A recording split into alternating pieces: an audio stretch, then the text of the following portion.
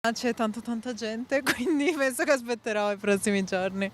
Prima giornata di saldi e i principali negozi e centri commerciali del veneziano sono affollatissimi già all'apertura. Ma se qualcuno desiste e preferisce tornare con calma, magari anche rischiando di trovare meno articoli, c'è chi invece vuole rientrare con qualche busta piena.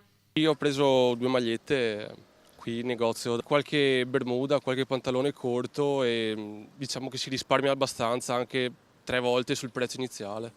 Ho preso un po' di camicie, un po' di pantaloni. Hai trovato convenienza? Diciamo non molta, Perché? perché secondo me i prezzi durante l'anno sono molto simili, non cambia molto.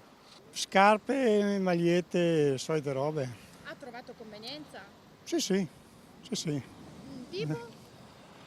Beh, metà prezzo, anche di meno, insomma. No, portare la roba in macchina, perché sennò non so dove mettere. E ritorno un altro giro. Pantaloni soprattutto. Anche intimo? Sì, anche intimo.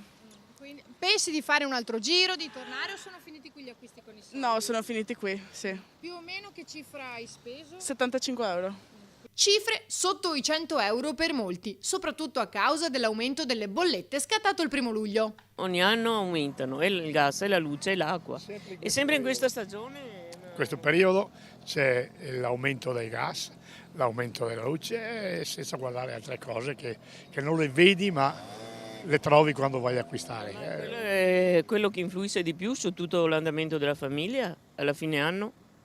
Bisogna vedere. Il potere d'acquisto comincia diciamo, a diminuire, quindi diminuendo il potere d'acquisto fa sì che neanche le grandi distribuzioni non hanno un lavoro, diciamo così, è tutta una catena, è come il cane che si morde la coda, insomma. Ecco. Perché altrimenti magari qualche cosina in più ve lo sareste concesso. Certo, perché, perché dopo se i soldi ci sono compri qualcosa, altrimenti il vestiario e tutto si lascia stare e si fa sempre le cose più necessarie.